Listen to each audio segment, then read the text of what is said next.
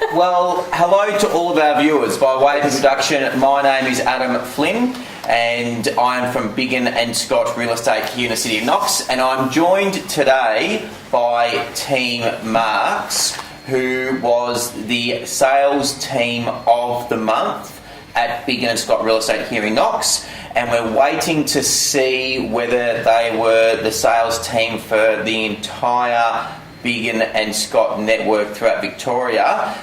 Those results haven't come through yet, but needless to say, as soon as I get the results through, I'll be posting something on Facebook in respect to that.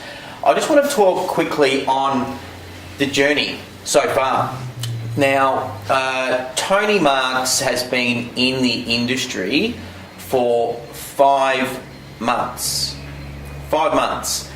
Last month, Team Marks wrote just over 119,000 in gross fees for the month, which is a feat that a lot of agents can spend their entire career striving towards, but never actually achieve that outcome. So congratulations, Marksy. Thanks, Funny. Congratulations, Mr. Yen, and congratulations, Miss Leskovec, for an awesome month. I just want to talk to everybody today about the roles within your team unit and things that you feel you're very strong at, and also the flip side to that is things that you think that you could improve on in certain areas. Now, I'll start with you, Miss Leskovec, and we'll work our way through. In regards to your role within the team, what does a day in the life of Miss Leskovec look like? Okay, so what in our team, what I focus on mostly, I'm the client service manager, so I deal a lot with our vendors and making sure that they basically set up their home so that it's presented beautifully and we can ensure that we get the most amount of money when a good campaign is set up. And it's just on that, for Miss Leskovec has a beauty, and I say this all the time, but a beautiful way about her, whereby anybody that comes into contact with her loves her. So in regards to that role within the business, something that I've identified is that it needs to be a personality like Miss Leskovec, who is somebody who brings a softness to the actual campaign itself. So you speak to vendors, getting them ready, giving them advice in regards to getting their property ready for sales. In regards to throughout the campaign, do you also liaise with vendors as well? I liaise with all of our vendors throughout their whole campaigns. Just to ensure that they're not stressing, they feel comfortable at all times, knowing that there's going to be one of us there for them at any time. And our feedback so far has just been incredible. They just love the fact that they've got either myself, Lou, or Tony there for them at any stage. It's just, great feedback. Well, I just walked in before and Marksy, you were showing me a gift that your vendors of Narcissus had given to you, and it was this big long box and it had chocolates and Peroni beers, a way to any man's heart. And I know that they, I saw a post on Facebook from the same vendors of a gift that they had given. So it's it really just awesome stuff. And that's a true testament to your team dynamics and the fact that whatever you're doing right now is definitely working. And you mentioned before that those particular vendors said that if they were ever speaking to anybody, whether it's friends, families, or whoever, in regards to something, they'd definitely be recommending Team Marks to handle the sale. In regards, Mr. Yen, in regards to your role within the team, what does a day in the life of Mr. Yen look like? What are your roles and responsibilities within the team? I spend a lot of time on the phone, Mr. Flynn. A lot of time. Marksy's campaigns are short, sharp and aggressive, and as a response we get a flood of inquiries, like an absolute flood. And my role is to obviously go through them and make sure everyone gets an opportunity, but also profile their needs and see if they've got a house to sell as well. So, okay. Yeah. So when you say a flood of inquiries, on an average campaign, just average, Yep. what sort of numbers are we talking about? How many buyers would come through your open for inspections? I don't think there's an average, but a busy one, I think Richborough we had probably close to 400 people through in 2 weeks. It'd go close to that. That is and then full yeah, on. the slower ones you'd go, they'd probably go 100, more than 100 in 2 weeks in terms Awesome. of people. Yeah, Okay. so lots of people to speak to, and if you don't speak to them all, there's lost opportunities there. So Yeah. my role is just to make sure nothing slips between the cracks. Okay, so what I've identified so far in regards to your business unit is that Marksy, you're the lead agent, which we'll get to in just a second. But Leskovec, you make sure that the vendors are happy throughout the process. You liaise with the vendors. You make them feel comfortable about this, what can sometimes be a stressful time in their life. At the open for inspections, I'm assuming it's all three of you at the open for inspections? Yep. And then, Mr. Yen, your role is, once the open for inspections have then taken place, your role is to then dissect the inquiry and go through that and distinguish the people who are looking to make an offer. And also, the flip side to that is distinguish which one of those buyers that came through is actually, in fact, a seller, and break that down.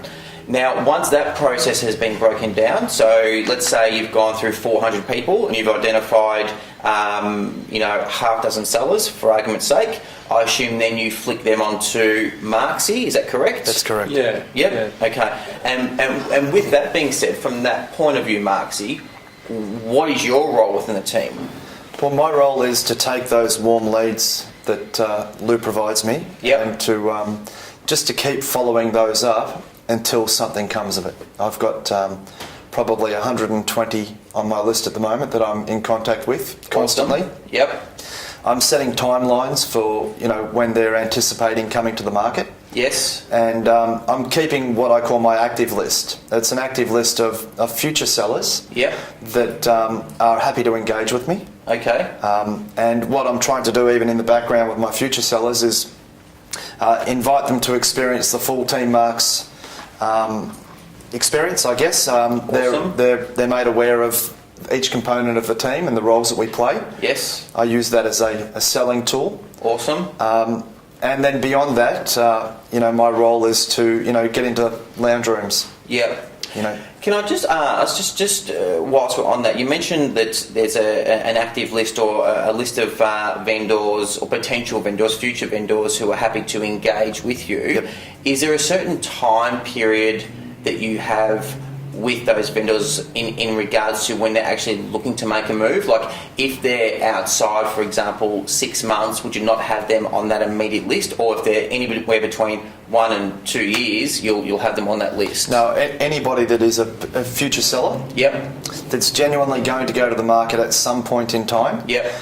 they're on that list. Now, I have timelines associated to them. Yep. So I'll have the name, the address, the client name, their Yep. contact number, Yep. and then a timeline. Whether it's, I need to call them and they want to go to the market in April, or Yep. it's a 3 to 6 month window, or it's at the end of the year or next year. Yep. I have that list with me all the time. Yep. I have their numbers in my phone. Yep. And, just because time management's obviously the thing that I'm finding is what I need to improve on. Sure. So I'm taking those small opportunities. So when I'm in the car at the lights, Yep. I scroll through my list. I go, okay, it's time to give them a call. I haven't Awesome. spoken to them for a week or two. Yep. I'm just touching base with them, keeping in tune. Yep. So I'm aware of what's going on in their lives. Yep. Sometimes, like personal, family issues, anything to do with work, health, things that might be going on that might be stopping them from going to the market right now. And so just staying in touch and just making sure that they know that I'm available to them when the time's right. Yeah, sure, okay. And in regards to I often talk about, our role as being a farmer, and you plant the seed and you sow the seed, and then you have confidence in the fact that if you keep watering each day, eventually the crop will harvest. And in regards to you speaking to them and inviting them to come to open for inspections, have you found the response to be really, really positive from the people who, I dare say it'd be hard not to be impressed by going to an open for inspection, seeing 200 other buyers there. Yep. That's enormous numbers, and it's and just with that being said, it's not an isolated incident for this team. They consistently get huge numbers through the open for inspections. So, as the clients that do come to the opens, have you found that that the feedback from them post open for inspection to be really, really positive? Absolutely. Yeah. I've had one future vendor say to me the other day that they want to have what that client was having. So awesome. They were pretty excited by it. Look, I send them photos of our opens. I send them little videos. Yeah. Some of them are invited to our Facebook page to like that, so they can see what we're posting our specific team listings through there. Yeah. Open results, sale results. We're not posting up our sale prices, but we are just putting that the properties have sold. Yeah. Posting statistics, for instance, the property Lou mentioned a moment ago, 15 Richborough Grove. Yeah. 13-day campaign, 4,600 hits on realestate.com.au. Massive. 176 groups through 2 advertised opens, 28 offers, and sold for substantially over reserve. That's awesome. And just in wrapping up, it's become very, very clear that in regards to your listing capabilities, you're going in against people who have been in the industry for 5, 10, 15, 20 years. Yep. And you're absolutely, you're kicking some serious ass, and you can't write over $100,000, in a calendar month without kicking some serious ass. And I was speaking to a few people recently. I actually don't know of anybody within the industry who has only been in the game for 5 months and has, from a standing start, mind you, no database, standing start. From a completely different industry, and has achieved that in that period of time. In regards to your competitors that are out there in the marketplace, because the most important thing is being a strong lister in this game, because if you don't have listings, you don't have stock, then you can't sell property. What do you think is giving you a competitive edge in comparison to your competitors?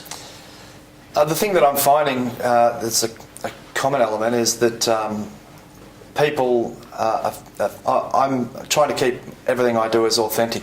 Sure. I'm obviously very passionate about what I do. I love this. I love this job. It's not even a job. It's a lifestyle. That's something that you said to me when I began. Yeah. Man, it's spot on. I love this. I live this. Yeah.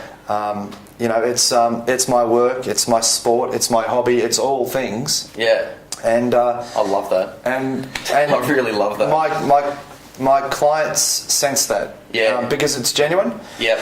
And I've noticed that when I'm going in against, I've been up against, in some cases, 5 other agents that have been in, and there's an amazing amount of the other agents are going in there trying to use their point of difference as promising the vendors the highest price and then the lowest fees. Yeah.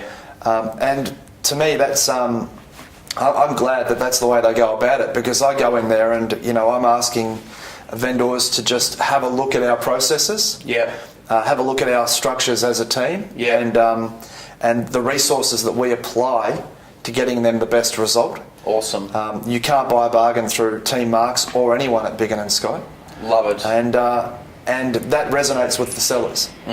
It's a lot of the times with videos, you might be able to take 1 or 2 good things out of it. I reckon from the video we just had, there's about 20 takeaways for any agent looking to improve their game. So when we sat down at the beginning of the year, we set your goals in regards to what you want to be writing gross fees. In our next one-on-one, I think we'll have a good conversation in regards to whether that's going to be reevaluated, because I believe at the moment, as it currently stands, you're on track to write, and you have all the ability in the world and the structure to write over $1 million in fees this year. I was saying yesterday at our at the breakfast that Marksy, one thing that's really interesting with Marksy is that when the team cracked 100k in gross comm, I rang each member individually, and I spoke to Marksy, and he said, Flinny, you know, is it concerning that I still feel empty, like I haven't really achieved what I want to achieve? And straight away he was raising the bar to senior targets of $150,000 in gross fees. So, and that right there is testament to a winner and a true champion that reaches a target and then straight away raises the bar. So congratulations, Marksy. Thanks, Mr. Yan, congratulations, Miss Leskovec. And I'm looking forward to seeing excuse me, what happens in March, and I'm looking forward to seeing what happens for the rest of 2014. Thanks, mate. Fantastic effort, well done. Cool. Thank you.